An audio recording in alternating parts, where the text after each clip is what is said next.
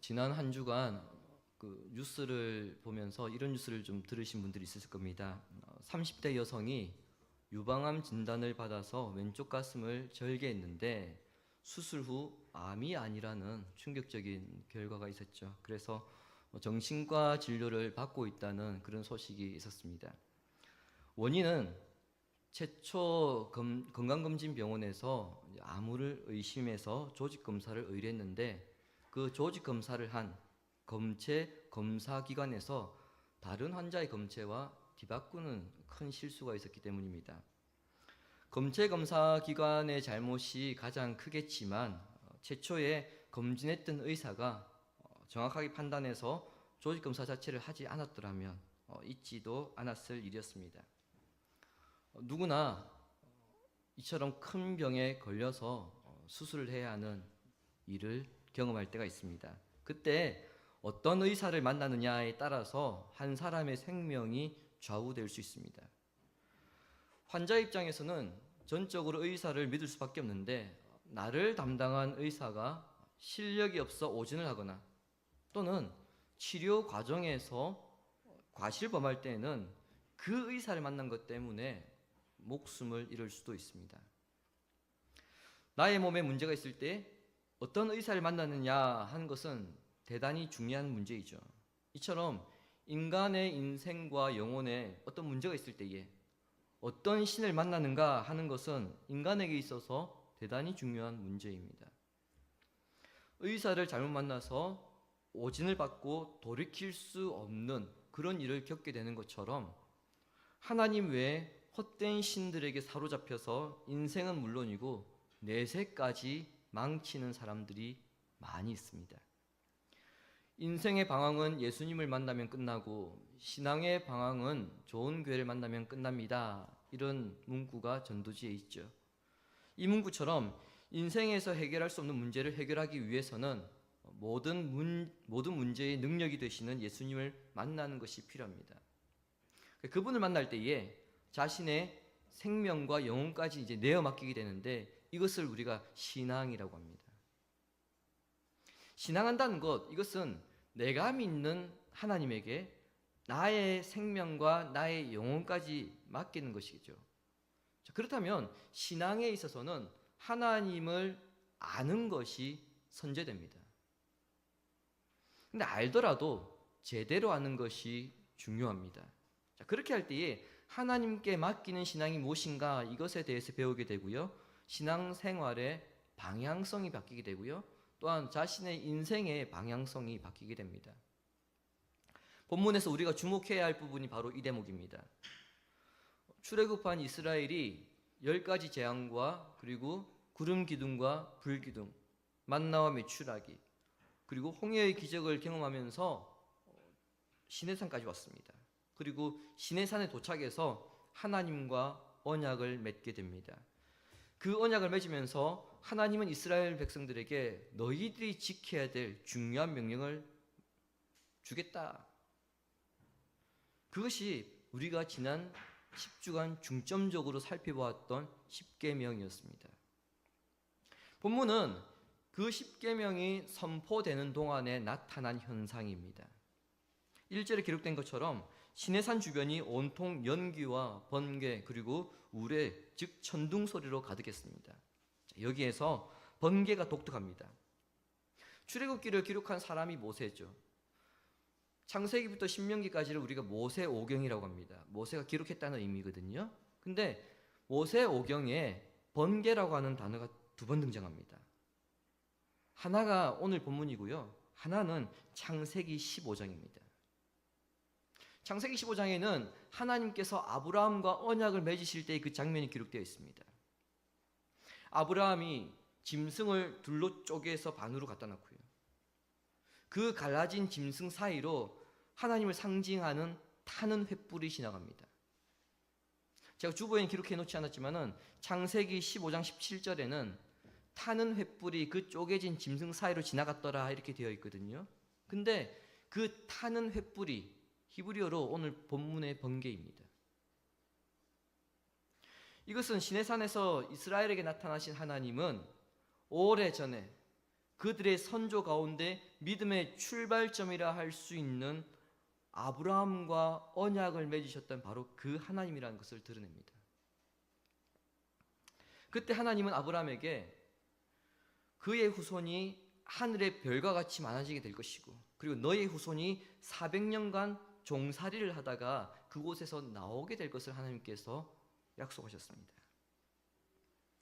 그 하나님께서 그때의 그 모습으로 지금 시내산에 나타나셨다는 것은 아브라함에게 하셨던 그 약속을 하나님께서 지키기 위해 오셨다는 것이고요, 그 증표로 시내산에서 다시 언약을 맺으신 것입니다.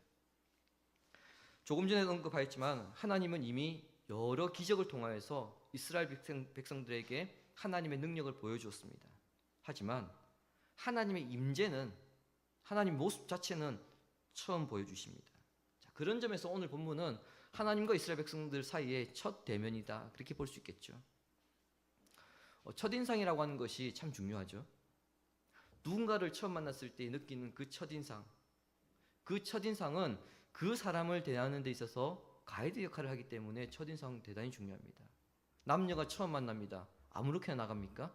그렇지 않죠. 최대한 꾸며서 나갑니다. 단정하게 나갑니다. 왜요? 그 첫인상이 그 사람의 전체 모습을 판단할 수 있기 때문에. 성경에는 하나님께서 자신을 다양한 모습으로 소개하고 보여주십니다.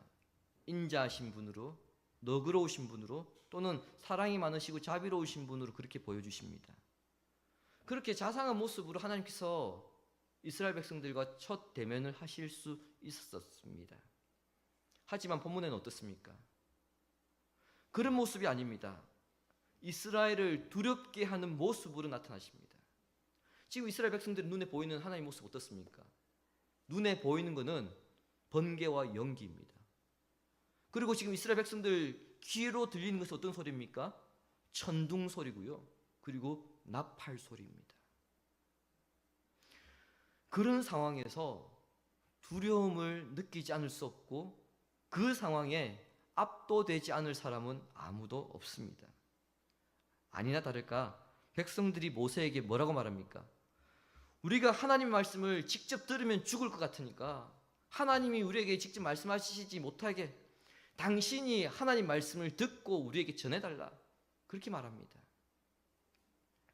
모세가 자신들과 하나님들 사이를 중개하면 그 말씀에 토달지 않고 절대적으로 순종하겠다, 그렇게 말하죠. 이스라엘 백성들이 하나님의 임재를 눈으로 본 순간 극한 두려움에 빠지게 된 것을 우리가 보게 됩니다. 이사야 선지자에게서도 이와 같은 모습을 우리는 볼 수 있습니다. 이사야 6장 5절을 보십시오. 주보에 있습니다. 그때 내가 말하되 화로다 나여 망하게 되었도다. 나는 입술이 부정한 사람이요 나는 입술이 부정한 백성 중에 거주하면서 만군의 여호와이신 왕을 베었음이로다 하였더라. 이사야 선지자가 성전에서 거룩하신 하나님의 현존을 느끼게 되었습니다. 그때 그의 입에서 가장 먼저 튀어나온 말이 방금 읽었던 이 말씀입니다. 하나님의 그 현존의 위엄, 그 무게, 그 영광을 깨닫고 나면 자신의 연약함은 물론이고요, 즉 자신이 아무 가치 없다는 것을 느끼는 것은 물론이고요, 자기가 죄인이라는 사실을 깨닫게 됩니다. 그리고 더 나아가서 나는 죽어 마땅한 존재구나, 이것을 깨닫게 됩니다. 욥도 마찬가지였죠. 하나님에 대해 귀로만 들었을 때에는 자기 항변을 당차게 줄기차게 쏟아내었습니다. 그런데 그가 하나님을 눈으로 직접 본 이후 입을 닫고 티끌과 재 가운데서 회개한 모습을 보여주었습니다. 현대의 성도들은 구약 시대처럼 하나님의 거대한 임재의 장면을 경험할 수 없습니다. 예수 그리스도로 인해 은혜의 시대를 우리가 살아가고 있기 때문이죠. 그러다 보니까 하나님 현존에 대한 무감각증이 있습니다. 그 무감각증이 은혜를 가볍게 여기게 만들기도 합니다. 비록 하나님께서 구약 시대와 같이 나타나시지 않는 것뿐이지 그렇다고 하나님의 능력이 약화되는 것은 아님에도 불구하고 이를 망각하는 일이 종종 있습니다. 그렇다면 우리는 질문하지 않을 수 없죠. 하나님은 이스라엘과의 그 첫 대면에서 왜 그들을 극심한 두려움에 빠지게 만든 모습으로 나타나셨을까 하는 점입니다. 이 질문에 대해 모세는 이렇게 말합니다. 오늘 본문 20절 하반절에 너희를 시험하고 너희로 경외하여 범죄하지 않게 하려 하심이니라. 시험하기 위해서라는 거죠. 자, 여기서 시험하다는 것은 진짜인가 가짜인가 그것을 테스트한다 그런 의미가 아니고요. 어떤 사물이나 사람을 깊이 체험한다 그런 의미입니다. 즉 하나님이 어떤 분인지 제대로 알도록 하겠다 그런 뜻입니다. 하나님께서 말씀 가운데 직접 임재하신 것은 하나님의 백성들이 이 말씀을 더욱 깊이 체험하여서 하나님에 대해 분명한 확신을 가지고 이로 인해서 하나님을 경외하고 죄를 범하지 않도록 하기 위함이라는 겁니다. 죄를 범하지 않게 한다는 것, 이것은 하나님 말씀 밖으로 나가지 않게 한다는 겁니다. 그 말씀의 울타리 안에 살게 한다는 거죠. 두려운 광경에 하나님 임재의 모습을 마음에 새기고 그리고 평상시에 경건과 거룩한 삶을 살도록 자극하기 위해서 하나님께서 두려운 모습으로 첫 대면을 하셨다는 겁니다. 19장에 의하면 19장과 지금 오늘 본문 20장은 계속 연결되어 있는 상황이거든요. 19장에 의하면 하나님께서 이스라엘 백성들을 부르셨을 때에 백성들과 제사장들은 경계를 정하여서 산 앞에 있게 하고 모세를 산 꼭대기에 올라오게 하였습니다. 그러니까 백성들은 지금 하나님의 음성을 먼 발치에서 들은 것입니다. 그럼에도 그들은 몹시 두려워 떨었습니다. 이것은 하나님의 거룩하심은 인간의 모든 상상을 초월한다는 것을 보여줍니다. 실제 하나님은 인간이 생각하는 그 이상으로 두려운 분이죠. 그래서 하나님을 만나는 사람은 삶이 바뀔 수밖에 없습니다. 종종 천국 갔다 온 사람들의 이야기가 우리가 들을 때가 있죠. 자기가 천국 갔다 왔다. 이렇게 자기 경험담을 말하는 사람들이 있습니다. 그리고 하나님을 나는 특별하게 만났어. 이렇게 말씀하는 분들도 있습니다. 문제는 자기가 천국을 갔다 와서 하나님을 만났다. 내가 특별하게 하나님을 만났다. 이렇게 말씀하는 분들 가운데 상당수가 도덕적으로 윤리적으로 문제 있는 삶을 산다는 겁니다. 하나님의 음성만 들어도 두려워서 벌벌 떨거든 하물며 하나님을 만났다면서 도덕적으로 윤리적으로 문제 있는 삶을 살 수 있느냐? 자, 그렇다면 과연 그 도덕적으로 윤리적으로 문제 있는 삶을 산다면 과연 하나님을 만났을까? 이런 생각을 하지 않을 수 없습니다. 자, 이런 점에서 삶이 일치하지 않는 사람들의 간정은 거짓으로 보는 게 맞겠죠.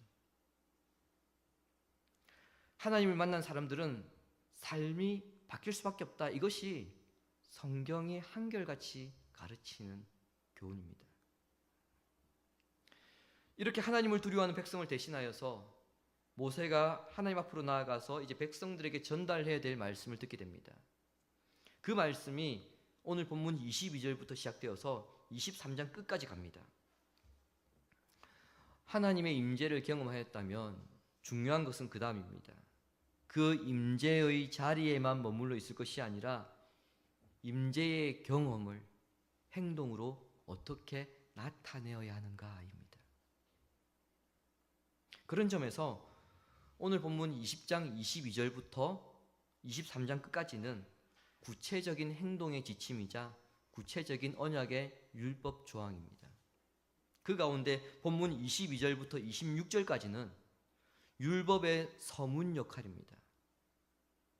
하나님의 임재와 말씀에 대한 깊은 체험이 어떻게 행동으로 드러나야 되는가, 그것을 설명하는 서론적인 역할이라는 겁니다. 이스라엘 백성들이 하나님을 경험하는 것에 있어서 삶에 실천할 때에 가장 먼저 가르치고 있는 주제는 뭐냐면 예배입니다. 그리스도인들에게 있어서 가장 중요한 것이 예배이죠. 그리고 예배로부터 일상의 삶이 시작되기 때문에 예배를 강조하는 것은 아무리 강조해도 지나치지 않습니다. 하나님도 이스라엘에게 율법의 구체적인 계명들을 가르치면서 이 부분을 강조하십니다. 예배에 대한 계명은 크게 두 가지입니다. 하나는 우상 숭배와 관련된 계명이고요. 다른 하나는 제단에 대한 계명입니다. 먼저 우상 숭배에 대한 계명은 22절과 23절에 기록되어 있는데 은이나 금으로 신상을 만들지 말라는 겁니다. 하나님만이 섬김의 대상이기 때문에 다른 신을 바라볼 필요가 없습니다. 따라서 금이나 은으로 형상을 만들 필요가 없습니다. 하나님은 어떤 형상으로 자신을 드러내신 것이 아니라 오직 말씀으로 자신을 계시하셨다는 점에서 신상은 더더욱 만들 필요가 없는 것이죠. 하나님이 얼굴을 굳이 보여주시지 않는다면 굳이 신상을 만들려 하지 않을 것입니다. 기독교의 특징은 말씀입니다. 타종교에는 신이 계시하신 말씀이 없습니다. 인간이 어떤 신이란 존재를 만들어 놓고 그 만들어 놓은 것에 의미를 부여하고 그것을 신으로 섬깁니다. 그러나 여호와 하나님은 살아계시고 그분 뜻대로 세상을 창조하시고 이끄시고 말씀으로 그분의 계획을 알려주시고 계시하는 하나님이십니다. 자, 그런데 사람은 어떻습니까? 하나님 분명히 말씀으로 모든 것을 계시하신다고 하셨는데 사람은 듣는 것만으로는 부족해합니다. 신이 보여서 가까이 가고 싶고 그리고 만지고 절하고 그 앞에 뭔가를 바쳐야 진짜 신이 있다고 그렇게 생각합니다. 그래서 하나님의 모양을 만들어 놓고 그것을 섬기고 싶어하는 충동을 느낍니다. 인간의 그러한 욕망을 하나님께서 아시기 때문에 십계명에서도 분명히 이계명에서 그렇게 하지 말라고 말씀하시고 십계명 이후 다시 구체적으로 율법을 설명하는 계명들 중에서도 가장 먼저 언급하신 것입니다. 예배에 대한 두 번째 명령은 24절부터 26절에 기록되어 있는데 제단에 대한 규례입니다. 이것은 예배를 드릴 때마다 어떤 제단에서 드려야 하는가 그것에 대한 규정입니다. 제단을 토단으로 쌓든지 아니면 돌로 쌓을 경우 정으로 다듬지 말고 돌을 그냥 그대로 쌓은 제단에서 하나님께 번제와 화목제, 구약의 희생 제사를 드리라는 것입니다. 그럼 토단이 무엇입니까? 흙으로 쌓은 제단입니다. 정교하게 만든 제단이 아닙니다.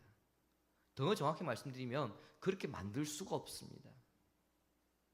이스라엘은 지금 광야를 통과하고 있는 중이죠. 그리고 팔레스틴 지역은 건조한 땅입니다. 따라서 건조한 흙으로 제단을 쌓는다고 할 때 여러분 이것이 정교하게 쌓을 수 있겠습니까? 쌓아서 제대로 쌓기 어렵습니다. 그냥 툭툭 올리는 수밖에 없어요. 돌단으로 쌓을 때는 정으로 쪼개지 말고 돌을 그냥 가져다가 그대로 쌓아 올리라고 하십니다. 광야에 있는 돌을 다듬지 않고 그대로 쌓는다고 할 때에 그것 역시 제대로 단을 쌓기 어렵고요. 대충 쌓아 올릴 수밖에 없습니다. 자, 결국 토단이든 돌단이든 그 재료가 되는 흙과 돌은 광야 어디서든지 구할 수 있는 것입니다. 그리고 그러한 토단과 돌단에서 번제와 화목제를 드리려고 한 것은 어느 곳에서나 하나님을 예배할 수 있는 곳이 되도록 하라 그런 뜻입니다. 어느 곳에서나 예배한다면 화려하게 지을 수 있겠습니까? 불가능하죠. 장소나 재료는 문제되지 않습니다. 근데 조건은 있습니다. 24절 하반절에 뭐라고 되어 있습니까? 내가 내 이름을 기념하는 모든 곳에서. 하나님의 이름으로 모인 곳이면 언제든지 그곳에 예배하는 사람들에게 복을 주시겠다는 겁니다. 예수님도 이와 같은 의미에서 말씀하셨습니다. 마태복음 18장 20절을 보시기 바랍니다. 두세 사람이 내 이름으로 모인 곳에는 나도 그들 중에 있느니라. 아멘. 진정한 예배는 장소에 있는 것이 아니라 하나님의 이름을 바르게 기념하는 곳에 있다. 이것을 우리 주님도 가르치셨습니다. 하나님은 중심에서 우러나오는 예배를 드릴 것을 기대하시는 것입니다. 그 순결한 마음에서 나오는 진심으로 드려지는 예배가 하나님의 이름을 높이는 길이 되기 때문입니다. 이것이 예배의 본질입니다. 그런데 이 사실을 잊어버리면 어떻게 될까요? 본질적인 것보다 외적인 것에 더 치중하게 됩니다. 교회 건물을 웅장하게 그리고 화려하게 짓거나 또는 강단을 화려하게 꾸미는데 집중합니다. 그것을 굉장히 중요하게 생각합니다. 우리 속담에 보기 좋은 떡이 먹기에 좋다 이런 말이 있듯이 일단 외적으로 교회가 좋아야 교회는 더 성장한다 그렇게 말하기도 합니다. 그런데 본문의 말씀은 어떻습니까? 그러한 생각에 그러한 주장에 일침을 가합니다. 중요한 것은 무엇이냐? 무엇 때문에 모이는가입니다. 외적으로 보기에 어떻느냐가 아니라 무엇 때문에 모이느냐입니다. 주님의 이름으로 모인 곳이라면 그것이 흙으로 만든 제단이든 다듬지 않은 돌로 대충 쌓아 올린 제단이든 상관없다는 겁니다. 그래서 주님은 돌로 다듬지 말라 하신 거예요. 정으로 돌을 다듬는 것, 이것은 당시 가나안 사람들이 돌을 다듬어서 제단을 높이 세웠습니다. 그러니까 그런 문화를 본받지 말라는 겁니다. 또한 아울러 돌을 다듬는 데는 많은 시간이 걸립니다. 따라서 그런 외적인 일에 너무 치우치지 말라는 것입니다. 돌을 다듬는 데 힘을 다 뺀 나머지 정작 예배 드릴 때에 피곤해서 픽픽 쓰러지면 어떻겠습니까? 굳이 돌을 다듬을 이유가 없는 것이죠. 근데 여러분, 이와 같은 일들이 교인들도 의외로 많이 합니다. 어떤 때인지 아십니까? 중고등 수련회 가면 흔히 볼 수 있는 장면인데 저녁 집회 전에 찬양을 1시간을 굉장히 뜨겁게 합니다. 힘을 다 빼버려요. 얼마나 진이 다 빠지는지 설교 들을 때 잡니다. 설교 들을 때 자요.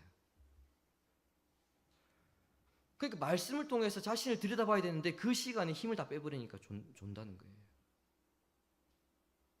즉 외적인 것에 치우칠 것이 아니라 본질적인 것에 집중해야 함을 주님은 우리에게 말씀하고 있는 것입니다. 주님이 사랑하신 교우 여러분, 하나님께서 이스라엘 백성들에게 주신 이 법을 한글 성경은 율법으로 그렇게 번역하였습니다. 우리도 율법으로 그렇게 부르고 있죠. 율법으로 부르다 보니까 어떤 경향이 있냐면 신앙과 생활을 분리시키는 경향이 있습니다. 이 법은 그냥 교회에서만 작용되는 법이지 우리 생활에서는 딱히 중요하지 않다 이렇게 생각하는 경향이 있습니다. 그리고 이 법은 신자들과의 관계에서만 중요한 것이지 우리가 세상에서 불신자들과 살아갈 때는 이 법은 별로 중요하지 않다 이렇게 생각하는 경향이 있습니다. 그런데 영어에는 율법을 The Law of the Lord 그렇게 표현되어 있습니다. 해석하면 어떻습니까? 주님의 법, 하나님의 법입니다. 히브리어 성경에도 하나님의 법입니다. 신앙과 삶이 분리된 것이 아니라 하나라는 겁니다. 이는 하나의 한결같은 삶을 살아야 된다 이 말이죠. 겉과 속이 분리된 것이 아니라 겉과 속이 같아야 된다 그런 의미입니다. 성경은 우리에게 하나님께서 기뻐하시는 예배가 어떤 예배인가에 대해서 가르칩니다. 로마서 12장 1절 2절을 함께 읽겠습니다. 그러므로 형제들아 내가 하나님의 모든 자비하심으로 너희를 권하노니 너희 몸을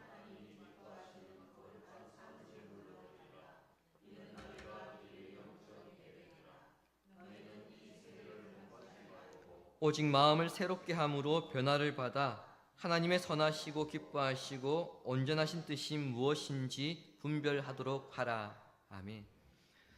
하나님께서 기뻐하신 예배는 예배의 장소나 형식에 있는 것이 아니라 예배를 드리는 그 마음에 있으며 그 마음은 세상의 것으로 오염되지 않아야 하는데 그것은 세상의 풍조를 따르지 않는 것이고 하나님이 중심이 되는 것이며 하나님이 중심이 되는 것이다. 이것이 본문에서 우리에게 가르치고 있는 바입니다. 눈에 보이는 화려한 외모나 보이기 쉬운 외형적인 신앙이 아니라 진정한 회개와 말씀에 대한 순수한 신앙과 순종을 하나님께서 원하십니다. 제단을 멋지게 쌓아 올리는 그런 형식이 아니라 말씀에 순종하고자 하는 그 마음을 요구하십니다. 이 사실을 안다면 우리는 하나님 만나는 자세를 점검하지 않을 수 없습니다. 나의 신앙생활에서 내가 중요하게 여기는 것은 무엇인가? 예배가 하나님과의 만남이며 그 말씀을 통해 하나님이 나의 삶 가운데 역사하심을 믿는가? 그 말씀에 대해 순종하려는 마음과 노력이 있는가? 성도라면 이러한 질문들로 자신을 점검해야 합니다.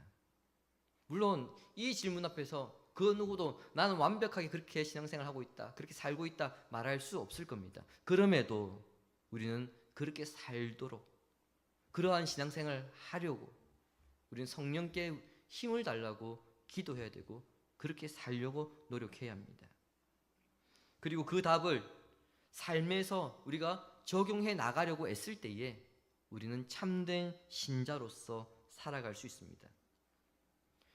우리 마음속 깊은 곳에서 하나님 앞에 예배하기를 원하는 그 예배를 받으신다고 말씀하시는 주님을 기억하면서 하나님 앞에 온전한 예배자로서 조금도 부족함이 없는 성도들이 되기를 성부와 성자와 성령의 이름으로 축원합니다. 아멘. 하나님을 기쁘시게 하는 예배를 위해서 하나님을 온전히 알고 그 말씀에 순종하여 하나님의 임재를 삶에서 경험해 나가는 성도가 되기를 소망하며 함께 찬양하겠습니다.